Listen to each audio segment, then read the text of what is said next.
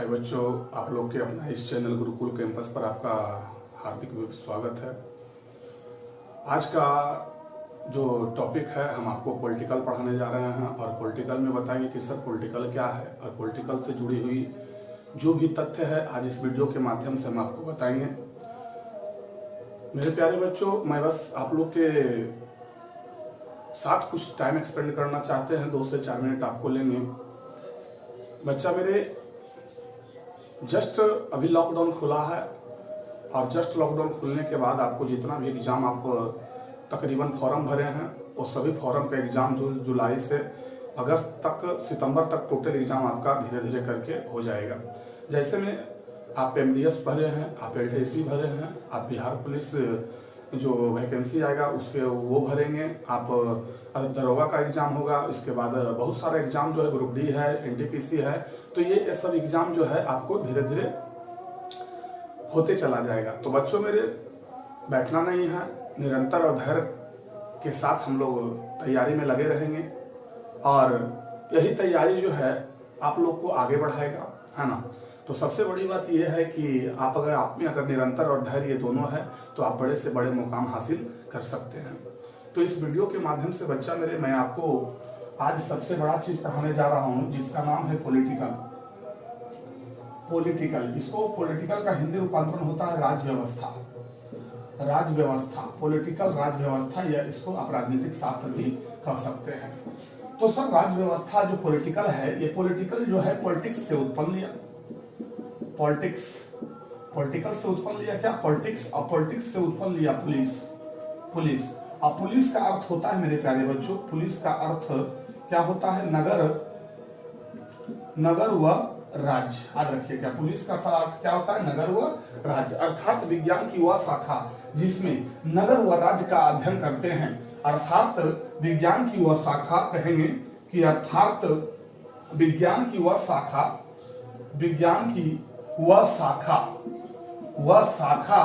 जिसमें नगर व राज्य का अध्ययन किया जाता है। नगर व राज्य का अध्ययन किया जाता है, क्या कहलाता है? पॉलिटिक्स कहलाता है, पॉलिटिकल कहलाता है। यानी कहिएगा कि पॉलिटिकल से पॉलिटिक्स बना, पॉलिटिक्स से पुलिस बना। पुलिस का अर्थ होता है नगर व राज्य, अर्थात विज्ञान की वह शाखा जिसमें नगर व राज्यों का अध्ययन किया जाता है। क्या कहलाता है मेरे प्यारे बच्चों? पॉलिटिक्स कहलाता है। चलिए, तो थोड़ा सा ध्यान दीजिएगा, कॉपी कलम निकाल कर लिख लीजिए।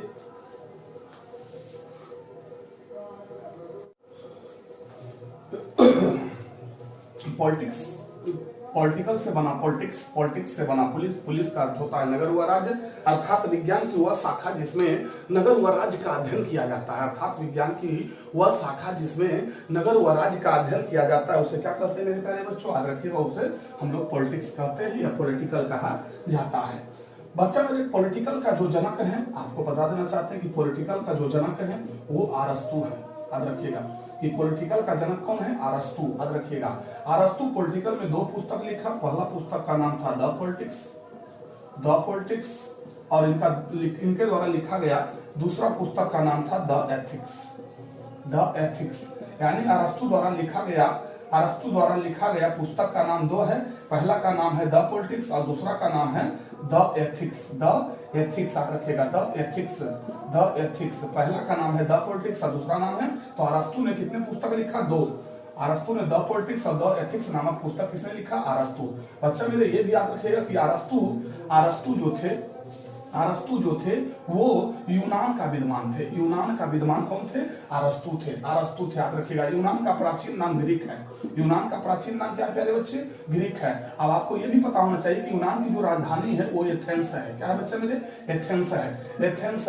एथेंस है। यूनान की राजधानी एथेंस है और इस एथेंस में ही 1896 ईस्वी में क्या खेला गया था? ओलंपिक खेल खेला गया था। एथेंस में ही 1896 ईस्वी में ओलंपिक खेल खेला गया था। अगर कोई पूछ दिया आपसे कि ओलंपिक खेल कब कहाँ खेला गया, तो 1896 में यूनान की राजधानी एथेंस में। यूनान का प्राचीन नाम ग्रीक है। और एक बात और याद रखिएगा कि यूनानियों ने ही भारत को क्या कहा था?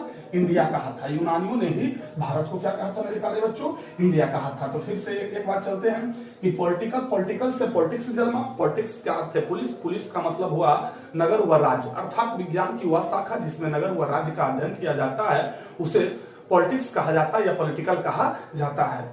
नगर हुआ राज्य। राज्य मतलब सर राज्य कोई भी नए राज्य का निर्माण या राज्यों में सीमा क्षेत्र में परिवर्तन या नामों में परिवर्तन करने का अधिकार संसद को है। राज्य होने के लिए 4 तत्व का होना जरूरी है। 4 तत्व का होना जरूरी है। पहला जनसंख्या, दूसरा क्षेत्रफल, तीसरा संप्रभुता, चौथा सरकार। संप्रभुता मतलब होता है शक्तिशाली। याद रखिएगा कि राज्य होने के लिए कितने तत्व का होना जरूरी है? 4 तत्व का होना जरूरी है। कौन कौन? पहला जनसंख्या, दूसरा राज्य क्षेत्रफल, तीसरा संप्रभुता, संप्रभुता याद रखिएगा, संप्रभुता, चौथा सरकार। ये सब राज्य होने के लिए आपको जरूरी है मेरे प्यारे बच्चों। तो थोड़ा सा ध्यान दे दीजिएगा कि हम लोग चल रहे हैं कि सर अरस्तु जो है जनक किनका है? पॉलिटिकल का जनक जो है अरस्तु है। कौन है बच्चों मेरे?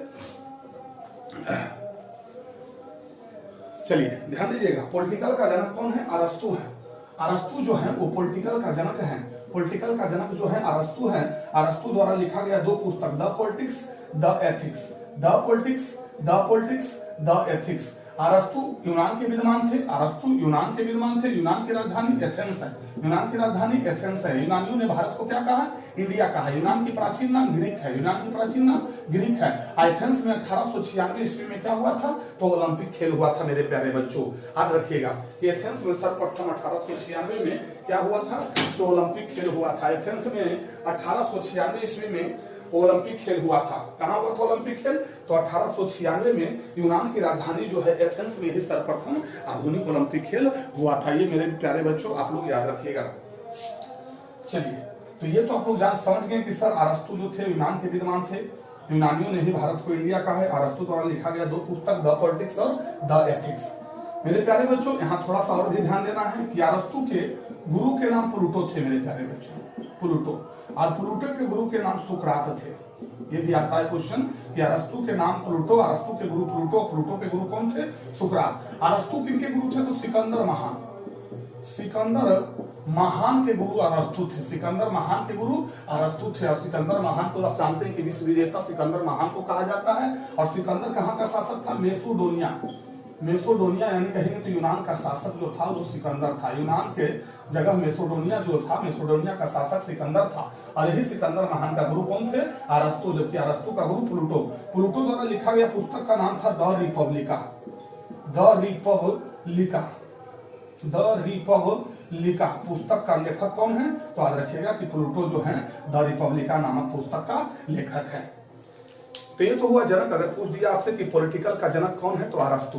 अरस्तु सिर्फ पॉलिटिकल का जनक ही नहीं है, अरस्तु जीव विज्ञान का भी जनक है मेरे प्यारे बच्चों। भी याद रखिएगा कि अरस्तु जीव विज्ञान का भी जनक है। अरस्तु जो है जंतु विज्ञान का भी जनक है। जंतु विज्ञान और जीव विज्ञान का जनक कौन है? तो अरस्तु है। पॉलिटिकल का जनक कौन है? अरस्तु है। अरस्तु कहाँ के विद्वान थे? तो अरस्तु यूनान के विद्वान थे मेरे प्यारे बच्चों। थोड़ा सा ध्यान देना इधर से। एक बार फिर से मेरे रसगुल्लो चलते हैं। सर पॉलिटिकल क्या है? पॉलिटिकल, पॉलिटिक्स उत्पन्न लिया, पॉलिटिक्स से पुलिस बना। पुलिस का अर्थ होता है नगर व राज्य, अर्थात विज्ञान की वह शाखा जिसमें नगर व राज्यों का अध्ययन किया जाता है, पॉलिटिक्स कहलाता है। बच्चा मेरे, नगर व राज्य में राज्य होने के लिए 4 चीज होना जरूरी है। पहला जनसंख्या, दूसरा क्षेत्रफल, तीसरा संप्रभुता, चौथा सरकार। कोई भी नए राज्य ऐसे ही नहीं बन जाएगा क्योंकि उसमें जब तक 4 तत्व नहीं रहेगा। कोई भी नए राज्य का निर्माण करने का अधिकार संसद को है। किसको मेरे प्यारे बच्चों? कोई भी नए राज्य निर्माण करने का अधिकार संसद को है। तो फिर आगे बढ़ते हैं। पूछ देगा पॉलिटिकल का जन्मदाता जनक कौन है? तो पॉलिटिकल का जनक अरस्तु है। अरस्तु जो जानते हैं कि अरस्तु बहुत बड़े विद्वान थे, यूनान के विद्वान थे। और यूनान को जो प्राचीन नाम था वो ग्रीक था। अरस्तु के गुरु प्लूटो थे और प्लूटो का गुरु सुकरात थे। पूछेगा अरस्तु किनका गुरु था? तो सिकंदर महान के गुरु का नाम अरस्तु था। ये भी याद रखिएगा मेरे प्यारे बच्चों। तो क्या आशा करते हैं कि जो अभी तक समझाएं ये आपको समझ में आया होगा। थोड़ा सा 4 लाइन हम आपको बताएं अपने भाषा में कि क्या है। अब चलते हैं कि सर राज्य व्यवस्था का परिचय। सर राज्य व्यवस्था का परिचय क्या है? मतलब अब चलेंगे कि सर किताबी भाषा में, ये तो अपनी भाषा में हुआ कि विज्ञान की वह शाखा जिसमें नगर एवं राज्य का अध्ययन करते हैं उसे पॉलिटिकल कहते हैं। लेकिन अगर किताबी भाषा में आप लोगों को अगर पूछ दिया एक और डिफिनेशन कि सर राज्य व्यवस्था का परिचय कैसे देना है? राज्य व्यवस्था का परिचय। सर राज्य व्यवस्था का परिचय कैसे देना है? तो आपको याद रखिएगा वह व्यवस्था, राज्य व्यवस्था वह व्यवस्था जिसके तहत याद रखिएगा किसी देश की शासन व्यवस्था को सुचारू ढंग से संचालित किया जाता है। यानी इससे किसी देश की किसी देश की शासन व्यवस्था को सुचारू ढंग से संचालित किया जाता है। किसी भी देश की शासन व्यवस्था को सुचारू ढंग से संचालित किया जाता है, राज्य व्यवस्था कहलाता है। ये किताबी भाषा में याद रखिएगा बच्चा मेरे। कोई पूछेगा कि पॉलिटिकल क्या है, राज्य व्यवस्था क्या है, तो कहिएगा किसी देश की शासन व्यवस्था को सुचारू ढंग से संचालित किया जाता है, उसे ही राज्य व्यवस्था कहा जाता है। तो बच्चा मेरे सुचारू ढंग से संचालित कैसे करेंगे? तो नियम एवं कानून से। नियम एवं कानून से। तो नियम एवं कानून कैसे होगा सर? तो संविधान से। यानी संविधान जो है, हर एक देश का संविधान अपना अलग अलग होता है और यही संविधान के द्वारा जो है नियम कानून का निर्माण होता है और यही नियम कानून से किसी भी देश की शासन व्यवस्था सुचारू ढंग से संचालित होता है। तो मेरे प्यारे बच्चों, बात यहाँ आती है सर संविधान क्या है? संविधान क्या है याद रखिएगा मेरे प्यारे बच्चों। तो संविधान जो है दो शब्द से मिलकर बना है, समजोड़ विधान। समजोड़ विधान। सम माने हुआ बराबर बराबर, अविधान माने हुआ कानून। कानून बराबर बराबर, अविधान माने हुआ कानून, विधान माने हुआ कानून। यानी सबके लिए बराबर कानून संविधान कहलाता है। सबके लिए बराबर कानून संविधान कहलाता है। अगर संविधान की कोई परिभाषा पूछ दे कि संविधान का परिभाषा क्या है, संविधान की परिभाषा क्या है, तो ये तो संविधान का अर्थ हुआ कि सबके लिए बराबर कानून संविधान। लेकिन संविधान की परिभाषा अगर कोई पूछे तो बताइएगा कि नियम एवं कानूनों का ऐसा संग्रह, क्या कहिएगा? नियम एवं कानूनों का ऐसा संग्रह जिसके तहत किसी भी देश की अर्थव्यवस्था को संचालित किया जाता है, किसी भी देश की राज्य व्यवस्था को संचालित किया जाता है, संविधान कहलाता है। क्या कहिएगा? संविधान नियम एवं कानूनों का ऐसा संग्रह जिसके आधार पर किसी भी देश की राज्य व्यवस्था को संचालित किया जाता है, क्या कहलाता है? संविधान कहलाता है। संविधान के द्वारा ही सरकार का गठन होता है। कोई भी देश का सरकार का गठन किसके द्वारा होता है? संविधान के द्वारा ही गठन ना होता है मेरे प्यारे बच्चों। याद रखिएगा कि संविधान के द्वारा ही किसी देश की सरकार का गठन होता है। यहाँ पर भी याद रखिएगा कि संविधान में सरकार के कितने अंग हैं? तो संविधान में जो है सरकार के 3 अंग हैं। फिर से एक बार चलते हैं। राज्य व्यवस्था का परिचय क्या है सर? तो किसी देश की शासन व्यवस्था को सुचारू ढंग से संचालित किया जाता है, राज्य व्यवस्था कहलाता है। राज्य व्यवस्था को चलाने के लिए संविधान का होना जरूरी है। संविधान किसे कहते हैं? तो संविधान दो शब्द से मिलकर बना है, समजोड़ विधान। सम माने हुआ बराबर बराबर, विधान माने हुआ कानून, यानी सबके लिए बराबर कानून संविधान कहलाता है। ये तो वर्ड के अनुसार हुआ, लेकिन चलते हैं डिफिनेशन के अनुसार। संविधान कोई पूछेगा किसे कहते हैं, तो कहिएगा नियम एवं कानूनों का ऐसा संग्रह जिसके तहत किसी भी देश की शासन व्यवस्था को चलाया जा सकता है, उसे ही क्या कहते हैं मेरे प्यारे बच्चों? संविधान कहा जाता है। और संविधान के द्वारा ही किसी भी देश की सरकार की नियुक्ति होती है ना? किसकी नियुक्ति होती है? सरकार की। और संविधान में सरकार की कितनी प्रणाली, कितनी अंग है? तो संविधान में सरकार के 3 अंग हैं। ये भी मेरी बात प्यारे बच्चों याद रखिएगा। अगर कोई पूछ दिया कि संविधान में सरकार के कितने अंग हैं, तो सरकार के अंग, संविधान में सरकार के कितने अंग हैं? तो आपको याद रखना है कि संविधान में सरकार के 3 अंग हैं। पहला विधायिका, दूसरा कार्यपालिका, विधायिका, कार्यपालिका और न्यायपालिका। संविधान में सरकार के 3 अंग हैं, विधायिका, कार्यपालिका और न्यायपालिका। इसको कहते हैं एक्सिक्यूटिव, इसको लेजिस्लेटिव, इसको जस्टिस। याद रखिएगा। विधायिका जो कानून बनाता है, या कानून बनाता हो, जो किसी भी देश में कानून बनाता हो, विधायिका कहलाता है। कार्यपालिका कानून की रक्षा करता हो, कानून की रक्षा करता है, कानून को लागू करता है, कानून को लागू करता है कौन? कार्यपालिका। और कानून की रक्षा करता है कौन? कानून की रक्षा करता है, कानून की रक्षा करता है, और न्यायपालिका कहलाता है। तो संविधान द्वारा सरकार के कितने अंग हैं? 3 अंग हैं, विधायिका, कार्यपालिका, न्यायपालिका। याद रखिएगा, विधायिका जो कानून बनाता हो विधायिका कहलाता है, जो कानून को लागू करता है कार्यपालिका कहलाता है, जो कानून की रक्षा करता है वो न्यायपालिका कहलाता है। ये तीनों अंग जो सरकार के हैं वो जनता के हित में काम करता है मेरे प्यारे बच्चों। ये तीनों अंग जो सरकार के हैं जनता के हित में काम करता है मेरे प्यारे बच्चों। अगर कोई पूछ दिया कि संविधान का परिभाषा क्या है, तो संविधान सम जोड़ विधान, सम मने हुआ बराबर बराबर, और विधान मने हुआ कानून, यानी सब के लिए बराबर कानून ही क्या कहलाता है, संविधान कहलाता है। लेकिन बाय डिफिनेशन के अनुसार चलेंगे मेरे प्यारे बच्चों, संविधान नियम एवं कानूनों का ऐसा संग्रह है जिसके तहत देश की शासन व्यवस्था को संचालित ढंग से किया जाता है, सुव्यवस्थित ढंग से संचालित किया जाता है, संविधान कहलाता है। संविधान में सरकार के तीन प्रणाली, संविधान में सरकार के तीन अंग हैं, कौन कौन, कार्यपालिका, विधायिका, कार्यपालिका, न्यायपालिका। विधायिका जो कानून बनाता हो विधायिका कहलाता है, कार्यपालिका जो कानून को लागू करता है कार्यपालिका कहलाता है, और न्यायपालिका जो कानून की रक्षा करता है न्यायपालिका कहलाता है। और ये तीनों अंग जो सरकार के हैं वो जनता के हित में कार्य करती है मेरे प्यारे बच्चों। तो मेरे रसगुल्लो, यहाँ तक आप लोग समझ में आया होगा कि सर पॉलिटिकल क्या है, पॉलिटिकल का परिभाषा क्या है, राज्य व्यवस्था का परिभाषा क्या है, संविधान का परिभाषा क्या है, अरस्तु कहाँ के निवासी थे, यूनान का प्राचीन नाम क्या था, यूनान की राजधानी कहाँ, ये सब समझ में आपको आया होगा मेरे प्यारे बच्चों। तो अब इसके आगे चलेंगे सर, पहले देख लीजिए थोड़ा सा ठीक से।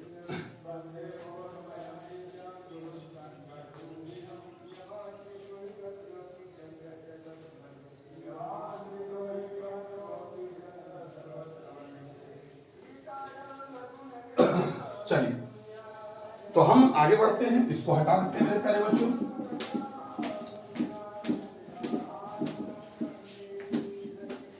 राज्य व्यवस्था का परिचय समझे अभी कि राज्य व्यवस्था क्या है सर। अब यहां पर हम चलते हैं भारतीय राज्य व्यवस्था क्या है। भारतीय राज्य व्यवस्था, अगर आपसे पूछ दे कि सर भारतीय राज्य व्यवस्था क्या है, तो भारतीय राज्य व्यवस्था का आधार भारत का संविधान है। बच्चा ने भारतीय राज्य व्यवस्था का आधार क्या है, तो भारत का संविधान है। और इसके पहले हम संविधान का चर्चा किए थे, समजोड़ विधान। भारत की राज्य व्यवस्था का आधार का कौन है, भारत का संविधान है। अगर भारत का संविधान नहीं होता तो भारत की राज्य व्यवस्था चलता नहीं चलता मेरे प्यारे बच्चों। यानी भारत का संविधान भारत में लोकतांत्रिक गणराज्यों पर आधारित है। भारत में संविधान जो है, भारत का संविधान जो है भारत में किस पर आधारित है, लोकतांत्रिक गणराज्यों पर आधारित है मेरे प्यारे बच्चों। यानी भारत की राज्य व्यवस्था का महत्वपूर्ण दायित्व कौन निभाता है, भारत का संविधान। अगर भारत का संविधान नहीं होता तो भारत की राज्य व्यवस्था संचालित नहीं होती सुव्यवस्थित ढंग से मेरे प्यारे बच्चों। यानी संविधान द्वारा ही भारत में लोकतांत्रिक गणराज्य की स्थापना होती है। याद रखिएगा कि संविधान द्वारा ही भारत में लोकतांत्रिक गणराज्य की स्थापना होती है। अब यहाँ प्यारे बच्चों की सर लोकतांत्रिक गणराज्य, लोकतंत्र मतलब क्या होता है। अब यहाँ हम लोग जानते हैं कि सर लोकतंत्र क्या है। लोकतंत्र क्या है, तो लोकतंत्र का इंग्लिश रूपांतरण होता है डेमोक्रेसी। क्या होता है मेरे प्यारे बच्चों, डेमोक्रेसी। आप लोग जानते हैं कि लोकतंत्र का अंग्रेजी रूपांतरण होता है डेमोक्रेसी। याद रखिएगा CRACY, ठीक है।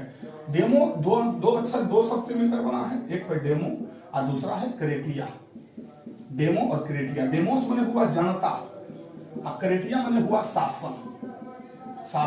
यानी इसका मतलब हुआ अर्थात जनता का शासन, अर्थात जनता का शासन लोकतंत्र कहलाता है मेरे प्यारे बच्चों। फिर से लोकतंत्र क्या है, तो लोकतंत्र का अंग्रेजी रूपांतरण डेमोक्रेसी हुआ। डेमोक्रेसी दो शब्द से मिलकर बना है, डेमोस जोड़ क्रेटिया। डेमोस माने हुआ जनता, क्रेटिया माने हुआ शासन, अर्थात जनता का शासन जो है मेरे प्यारे बच्चों लोकतंत्र कहलाता है। अगर कोई आपसे पूछ दिया कि लोकतंत्र का शाब्दिक अर्थ क्या होता है, तो लोकतंत्र का शाब्दिक अर्थ होता है जनता का शासन। याद रखिएगा मेरे प्यारे बच्चों कि लोकतंत्र का शाब्दिक अर्थ क्या होता है, जनता का शासन। ये डेमोस जो है शब्द जो है ग्रीक शब्द है। ये डेमोस कैसा शब्द है, कभी कभी पूछ देता है कि डेमोस और क्रेटिया जो शब्द है ये कैसा शब्द है, ग्रीक शब्द है, यानी यूनान से उत्पन्न लिया है मेरे प्यारे बच्चों। ये दोनों शब्द कहां से उत्पन्न लिया है, यूनान से, ग्रीक शब्द है ये। तो ग्रीक ये दो शब्द से मिलकर बना है। फिर से एक बार डेमोस जोड़ क्रेटिया। डेमोस माने जनता, क्रेटिया माने शासन, अर्थात जनता का शासन क्या कहलाता है, लोकतंत्र कहलाता है। लोकतंत्र को परिभाषित करते हुए अब्राहम लिंकन ने क्या कहा, तो लोकतंत्र को परिभाषित करते हुए अब्राहम लिंकन ने कहा कि लोकतंत्र जनता का, जनता के लिए, जनता के द्वारा किया गया शासन है। याद रखिएगा, लोकतंत्र को परिभाषित करते हुए अब्राहम लिंकन, कौन, अब्राहम लिंकन ने क्या कहा? तो अब्राहम लिंकन ने कहा कि लोकतंत्र, अब्राहम लिंकन ने कहा कि लोकतंत्र जनता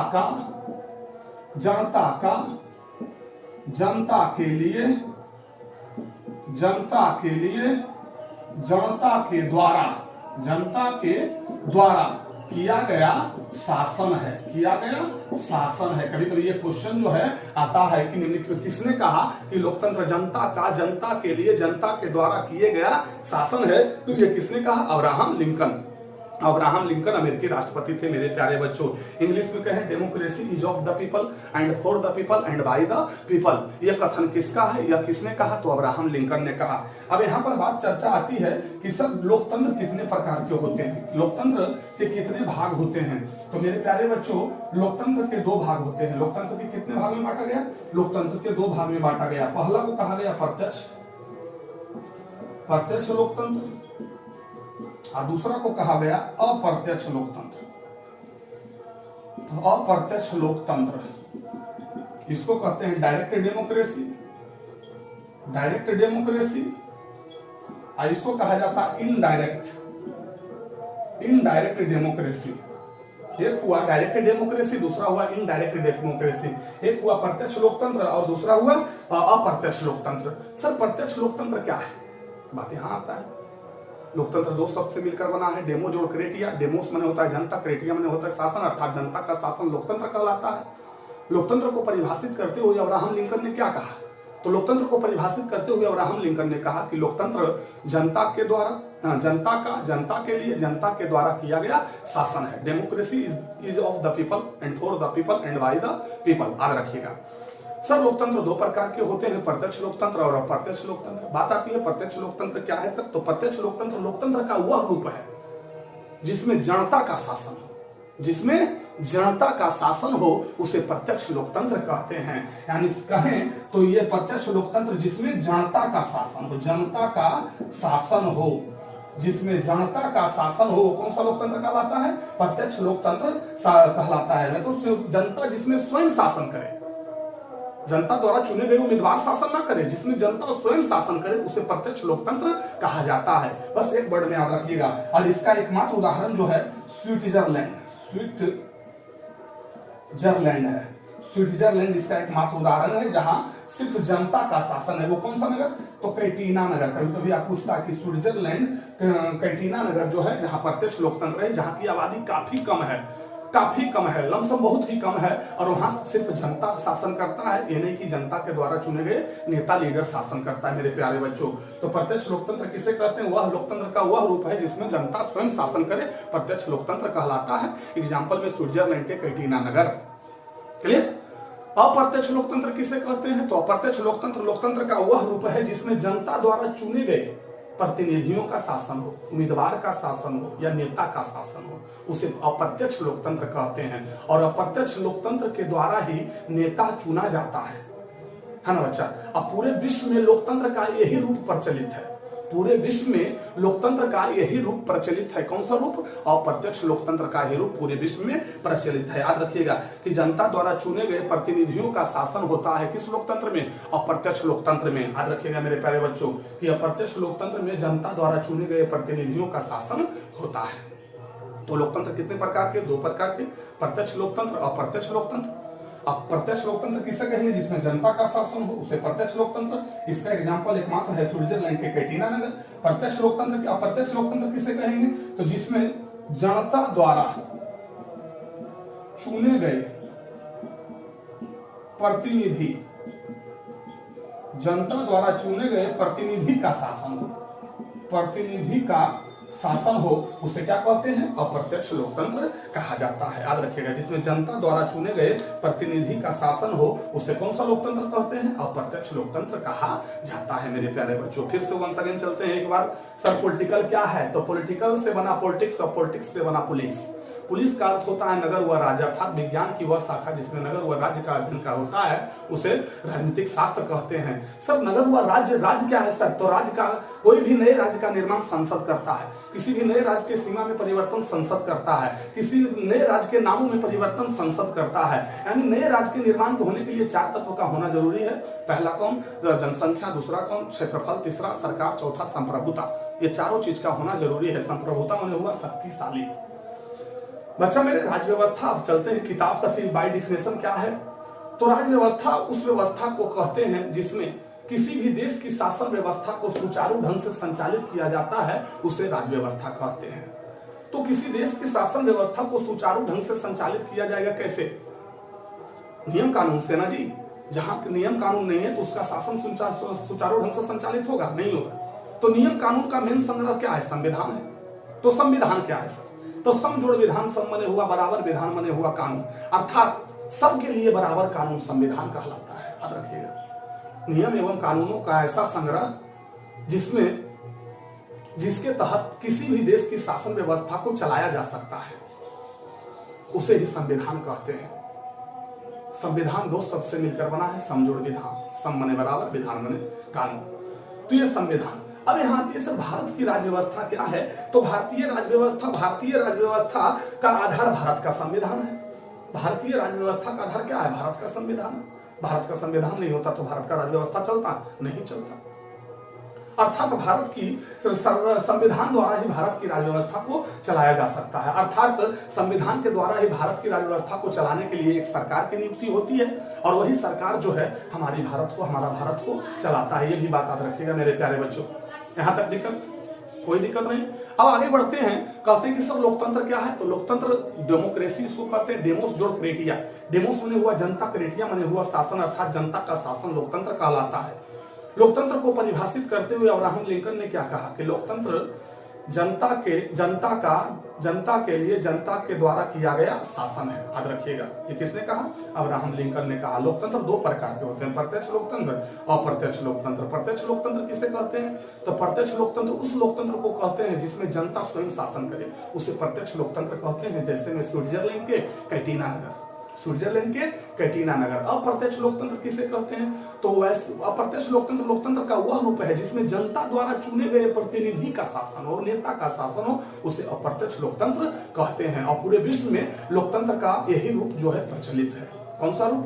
अप्रत्यक्ष लोकतंत्र का ही रूप क्या है? प्रचलित है। तो आज फर्स्ट में आपको पॉलिटिकल आज फर्स्ट क्लास में हुआ बच्चा मेरे, तो हमें विश्वास है कि आप लोग मेरे इस पढ़ाई से आप संतुष्ट हैं। आपको समझ में आया होगा कि सर पॉलिटिकल क्या है, राज्य व्यवस्था क्या है, भारतीय राज्य व्यवस्था क्या है, संविधान क्या है, लोकतंत्र क्या है। तो आज हम लोकतंत्र तक जाके ही वीडियो को रोकते हैं। इसके बाद हम अगले वीडियो में लोकतंत्र से आगे बताएंगे सरकार की प्रणालियां, संसदीय शासन प्रणाली और राष्ट्रपति शासन प्रणाली क्या होती है। इसके बारे में हम आपको समझाएंगे कि भारत में कौन सा प्रणाली है सर। तो भारत में संसदीय शासन प्रणाली है। तो संसदीय शासन प्रणाली किसे कहते हैं, इसके बारे में हम आपको अगले क्लास में डिटेल से बताएंगे। फिलहाल आज के लिए इतना ही। लोकतंत्र के 2 भाग होते हैं, प्रत्यक्ष और अप्रत्यक्ष। यहाँ तक आप लोग आराम से देखिए। अगर वीडियो अच्छा लगता है तो लाइक करें, सब्सक्राइब करें, शेयर करें, थोड़ा कमेंट में भी लिख दें कि कैसा लगा, आपको समझ में आया। अगर समझ में आया तो पूरे शेयर कीजिए मेरे प्यारे बच्चों, है ना। बस अभी शुरुआत है, आगे देखते जाइए होता क्या है ना। बस आप लोग को थोड़ा साथ चाहिए। आप लोग का अगर साथ रहेगा तभी हम आगे बढ़ेंगे, नहीं तो आगे नहीं बढ़ेंगे मेरे प्यारे बच्चों। बस आपको जो पढ़ाते हैं उसको कॉपी में जो है नोट करते चले, देखते चले कि क्या होता है सर, पॉलिटिकल क्या होता है, राज्य व्यवस्था क्या होता है, भारतीय राज्य व्यवस्था क्या होता है, संविधान क्या है सर, है ना। अभी सिर्फ संविधान बताएं नहीं, सिर्फ संविधान का परिभाषा बताएं। लोकतंत्र क्या है सर, इसके बारे में हम समझाएं कि कभी कभी क्वेश्चन दे देता कि लोकतंत्र का अर्थ क्या है, तो जनता का शासन, यही अर्थ है। लोकतंत्र को परिभाषित किसने किया था? अब्राहम लिंकन ने। छोटा छोटा क्वेश्चन जो है आपको पूछ देता है। तो इस वीडियो के माध्यम से कुछ क्वेश्चन को हम डील किए। आगे पॉलिटिकल का क्लास ऐसे ही चलते रहेगा और आप लोग बस सपोर्ट कीजिए, आगे बढ़ाइए। आज के लिए वीडियो ही इतना ही। नमस्कार।